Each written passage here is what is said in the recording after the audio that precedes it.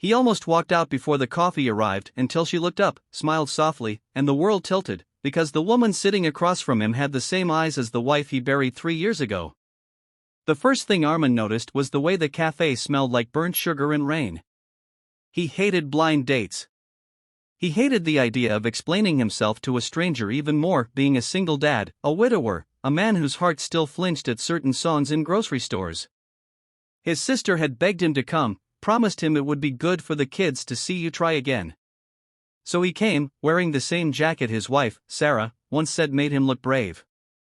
When the woman arrived late, Armin had already decided this would be a polite disaster. Then she lifted her eyes. His breath caught so sharply it hurt. The eyes were wrong and right at the same time. Same deep brown, same gentleness that once pulled him through the hardest nights. Even the tilt of her head, curious, apologetic, was familiar. He stood abruptly, knocking his chair back, muttering something about needing air. The woman froze, clearly embarrassed, thinking she'd done something wrong. "I'm sorry," she said, standing too. "If I..."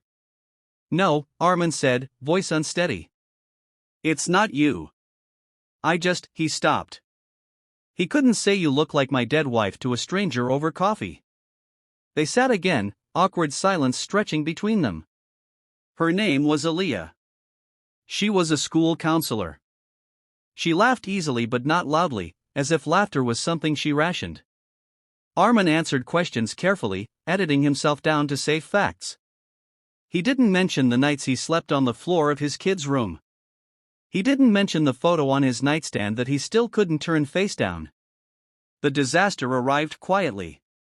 When Aaliyah brushed her hair back with her fingers, the same way Sarah used to when she was nervous, Armin broke. He apologized, said this wasn't fair, said he wasn't ready. He left money on the table and stood to go. But Aaliyah surprised him. "My mother died when I was 16, she said gently. People used to flinch when they looked at me because I looked like her. I know that look. If you want to leave, I understand. But if you want to sit for 5 more minutes and just breathe, I can do that too." He sat. Those 5 minutes stretched into an hour. They didn't talk about love. They talked about children's lies, about grief's strange sense of humor, about how some days felt survivable and others felt like walking through fog with bare feet. When they parted, Armin felt something dangerous, relief. At home, his daughter asked, "Did you meet someone like Mom?" He didn't answer. He couldn't. That night, he dreamed of Sarah standing at a crossroads, smiling, not sad, not angry, just waiting. When his daughter screamed her name in the school hallway, Armin knew the past had found him again, and this time, it wasn't letting go. A week later, Armin was called to his daughter's school. Panic sprinted ahead of him the entire drive.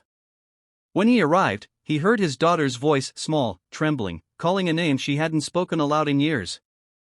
"Mom?" Aaliyah stood frozen in the hallway, eyes wide, tears silently spilling. She hadn't known Armin had children. She hadn't known how closely grief could resemble memory. The moment cracked something open in all of them. The weeks that followed were not romantic. They were difficult, tender, messy. The children struggled, confused by familiarity. Armin struggled with guilt, terrified that loving again meant betraying the woman he still loved. Aaliyah struggled with being seen as a shadow of someone else. One night, it all exploded.